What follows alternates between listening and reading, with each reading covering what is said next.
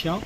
మాకు ముఖ్యమైనటువంటి నాయకుడు ఎన్నో సంవత్సరాల నుంచి వైఎస్ఆర్ కాంగ్రెస్ పార్టీకి అనుచరుడిగా ఉన్నటువంటి నాయకుడు ఒక కాంట్రాక్టర్గా ఎలక్ట్రికల్ కాంట్రాక్ట్ టెండర్ ద్వారా పారదర్శకంగా టెండర్ దక్కించుకొని ఇంకా 2 సంవత్సరాలు తనకి అగ్రిమెంట్ అయి ఉండి కూడా వాళ్ళు పై అధికారుల్ని ఇక్కడ ఉన్నటువంటి కూటమి నాయకులు బెదిరించి తన కాంట్రాక్ట్ని క్యాన్సిల్ చేయమని, కాంట్రాక్ట్ క్యాన్సిల్ చేయకపోతే తన మీద కేసు బనాయిస్తానని చెప్పేసి ముందే బెదిరించారు.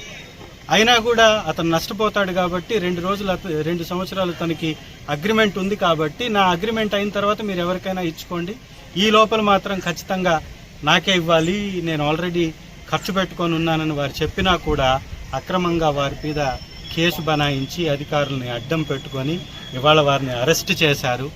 ఆ అరెస్ట్ చేయడంలో ఉన్నటువంటి వాళ్ళ యొక్క దుర్నీతి ఏంటో ఇవాళ సిఐ గారికి కూడా చెప్పాను, ఎస్ఐ గారికి కూడా చెప్పాను.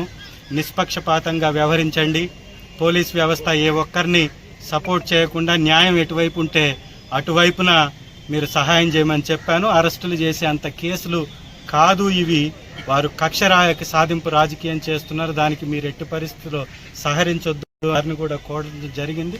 ఈ కూటమి ప్రభుత్వాన్ని కూడా నేను ప్రశ్నిస్తున్నాను. ఇదే రకమైనటువంటి నిర్బంధాలు, ఇదే రకమైనటువంటి దుర్మార్గాలు, ఇదే రకమైనటువంటి అక్రమ కేసులు ఇలా కానీ చేస్తే శాంతి భద్రతలకు విఘాతం కలుగుతుంది. ఏ వ్యవస్థ సహకరించినప్పుడు ప్రజా ఉద్యమాలకి ముందుకు రావాల్సినటువంటి పరిస్థితి కూడా వచ్చే అవకాశం ఉంటుంది. మరి ఇప్పుడు ఎంత రిక్వెస్ట్ చేసినా ఎంతమందికి చెప్పినా ఉపయోగం లేనప్పుడు ఇక రోడ్ల మీదకి వచ్చి ధర్నాలు చేయడానికి కూడా మేము వెనకాడమని మీ ద్వారా కూడా తెలియజేసుకుంటూ ఇలా అక్రమ నిర్బంధాలను ఇమీడియట్గా ఆపవేయవలసిందిగా ఈ యొక్క ప్రభుత్వంలోని పెద్దలకి పోలీస్ శాఖ వారికి కూడా కోరుకుంటూ మీ అందరి ద్వారా వారికి విన్నవించుకుంటున్నాం.